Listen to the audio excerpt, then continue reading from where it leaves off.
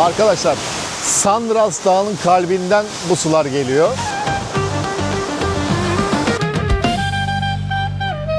Kaya mezarlarının neden yukarıda olduğunu soracak olursanız da her zamanki gibi bayrağımızın bu topraklarda dalgalanmasından gurur duyarak İztuzu plajına devam ediyoruz.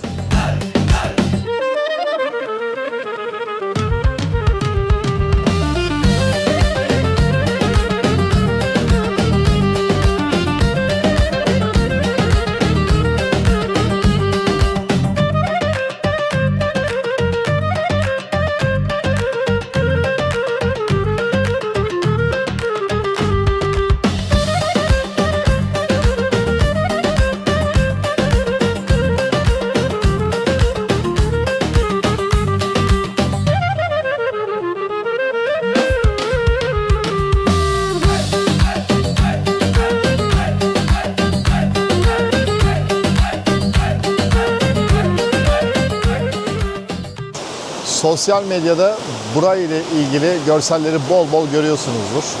Burası Yuvarlakçay. Hani o meşhur salıncağı olan, buz gibi suların üstünde salıncakla sallanılan yer olan Yuvarlakçay'dayız. Burayı şöyle düşünün arkadaşlar. Hani uzun yollarda böyle bir kamyonlar için böyle bir kaçış rampası olur. Burası da Ege'nin en sıcak halinden kaçış rampası olarak kullanılan Yuvarlakçay. Bu gördüğünüz su yazın dahi buz gibi akabiliyor ve burası da çok serin bir şekilde kalabiliyor. Yani sıcakta bunaldığınız an Yuvarlakça'ya gelip serinleyebilirsiniz. Harika yemekleri var. Özel balıkları şurada gördüğünüz restoranlarda yiyorsunuz ve sıcaklıkta bunalan arkadaşlarımız burada çok güzel. Yine Alp kaçıyor. Bu suyun özelliği Sandras Dağları'ndan, yani Sandras Dağı'nın kalbinden akıp aşağı doğru akan su, karların suyu. Yaz kış her zaman buz gibidir. Birazdan şu salıncakta ben de sallanacağım sizler için. Buraya gelip de sallanmak isteyenler için de güzel bir rota oluşturuyor. Kaydıraktan kaydır, salıncaktan saldır.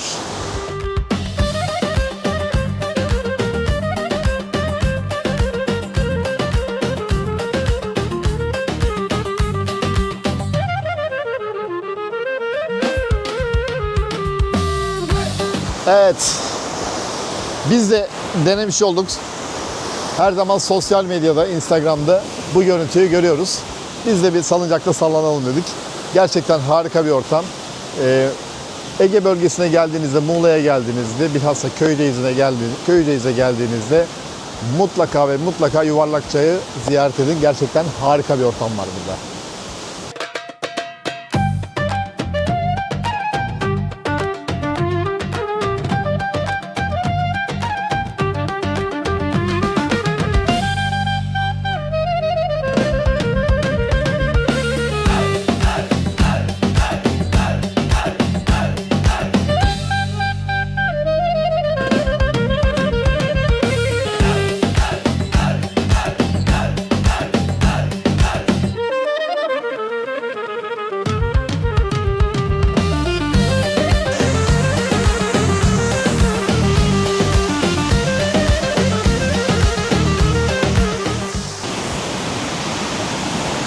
Benim en beğendiğim noktalardan bir tanesi burası.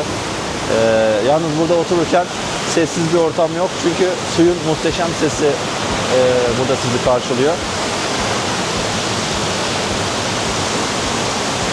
Arkadaşlar, Sandras Dağı'nın kalbinden bu sular geliyor. Buz gibi. İnanın şurada Mayıs'ın 18'i oldu. Biz şu an buradayız. Dışarıda Köyceğiz'de yanarken burası buz gibi ve şu an üşüyecek derecedeyiz. Restoranları gördüğünüz gibi yine düşüyordu Alp. Restoranları görüyorsunuz mesela oturduğunuz sandalyelerde böyle terliklerinizi giyiyorsunuz. Terlikleri falan, ayakkabıları şurada çıkartıp sandalyeler direkt suyun içinde. Ayaklarınız serin bir şekilde yemeğinizi yiyebilirsiniz. Mutlaka ve mutlaka gelin. Burası harika bir yer. Şimdi öncelikle şunu söyleyeyim. Buraya gelecekseniz mutlaka eşinizle gelin. Erkekler bilhassa size söylüyorum. Eşinizi mutlaka buraya getirin. Zaten biliyorsunuz kadınlar böyle çok konuşur ya. Hani bazı kadınlar diyelim. çok konuştuk. Burada dinlemenize gerek yok. Suyun sesi o kadar çok ki eşinizi duyamazsınız. Harika bir şey.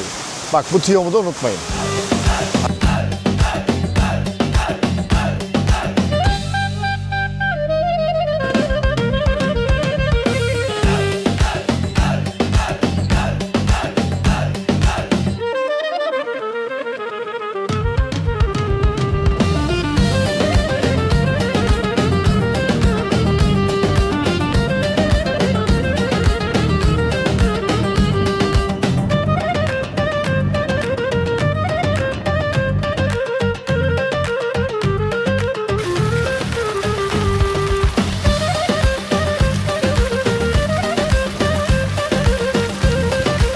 Evet, Köyceğiz Kahve Festivali'nden çıktık. Sonra Yuvarlakçay'a geçtik. Şimdi de Köyceğiz'in kardeşi Dalyan'dayız. Dalyan, Kaunos, Kaya Mezarları, İztuzu plajıyla bugünlük rotamızı oluşturuyoruz. Devam. İşte karşınızda Dalyan, Muğla'nın en özel tatil rotalarından biri ve doğa, tarih ve denizin kusursuz şekilde buluştuğu eşsiz bir destinasyon. Dalyan'ın merkezine adım attığınız anda sizi rengarenk çarşılar, butik dükkanlar, yöresel lezzetler ve sıcacık bir Ege atmosferi karşılıyor. Burası sadece bir tatil beldesi değil, aynı zamanda her yıl dünyanın dört bir yanından binlerce doğa ve keşif tutkununun buluştuğu özel bir nokta. Çarşı boyunca yürürken el yapımı hediyelik eşyalar, doğal ürünler, yerel pazarlar ve nehir kenarındaki restoranlar Dalyan'ın canlı ruhunu hissettiriyor.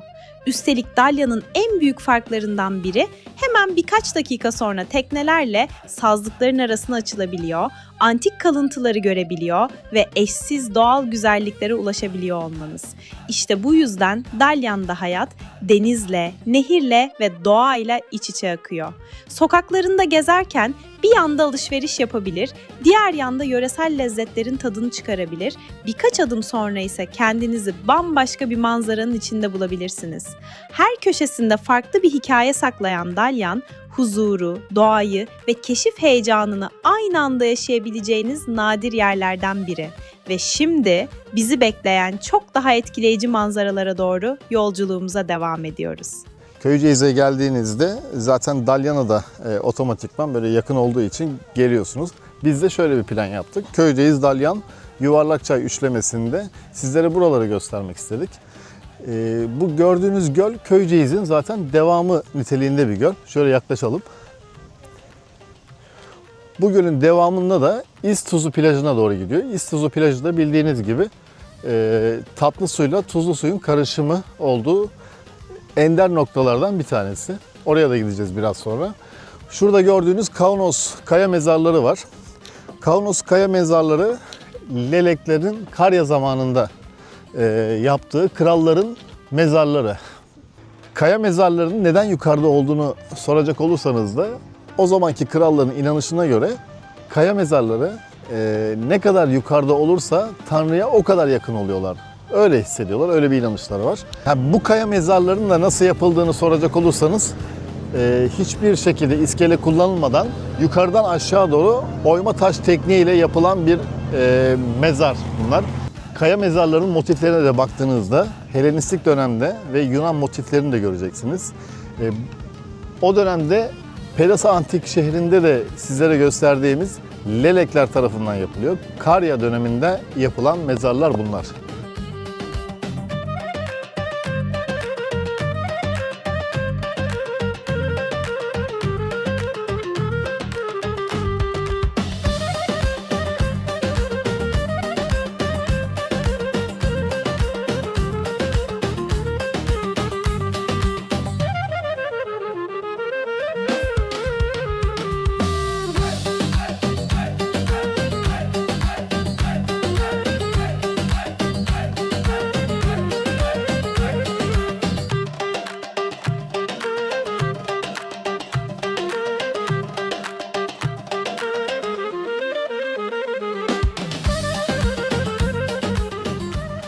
Her zamanki gibi bayrağımızın bu topraklarda dalgalanmasından gurur duyarak İztuzu plajına devam ediyoruz.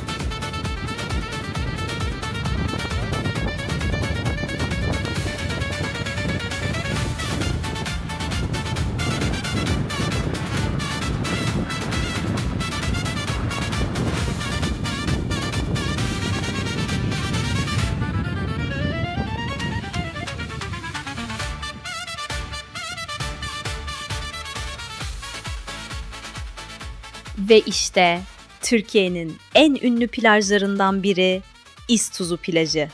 Yaklaşık 4,5 kilometre uzunluğundaki bu eşsiz kumsal bir tarafında Akdeniz'in masmavi suları, diğer tarafında ise Dalyan Deltası'nın sakin lagünleriyle dünyanın sayılı doğal oluşumlarından biri olarak kabul ediliyor.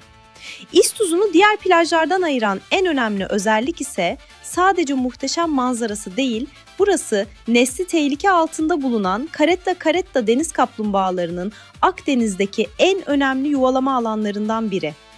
Kaplumbağaların üreme döneminde belirli saatlerde plaja giriş sınırlandırılıyor. Yuvaların bulunduğu bölgeler özel olarak işaretleniyor ve ziyaretçilerden bu alanlara yaklaşmamaları isteniyor. Yıllardır sürdürülen koruma çalışmaları sayesinde İztuzu, Akdeniz'deki en başarılı deniz kaplumbağası koruma bölgelerinden biri olarak gösteriliyor. Elbette İztuzu sadece karettalarıyla ünlü değil. Altın sarısı ince kumu, sığ ve berrak denizi, kilometrelerce uzanan doğal sahili ve yapılaşmadan uzak görünümü sayesinde burası doğallığını büyük ölçüde koruyabilmiş nadir plajlardan biri. Denize girerken bir yanda Akdeniz'in serin sularını hissederken arkanızda sazlıklar, deltalar ve yemyeşil doğa eşsiz bir manzara oluşturuyor. İşte tam da bu yüzden İztuzu plajı yalnızca Türkiye'nin değil, dünyanın en özel plajları arasında gösteriliyor. Doğanın binlerce yılda şekillendirdiği bu eşsiz kıyı hem ziyaretçilerine unutulmaz bir deneyim sunuyor hem de gelecek nesillere korunarak aktarılması gereken çok değerli bir doğal miras olarak varlığını sürdürüyor. Bildiğiniz gibi İztuzu plajı dünyadaki en çok korunan plajlardan bir tanesi. Onun için mikrofonla içeride konuşma yapamadık. Size muhteşem bir görüntüler eşliğinde İztuzu plajını gösterdik. Bu bölümümüzde Köyceğiz Dalyan Yuvarlakçay bölümümüzün sonuna geldik. Bir sonraki durağımız Fethiye. Görüşmek üzere. Hoşça kalın.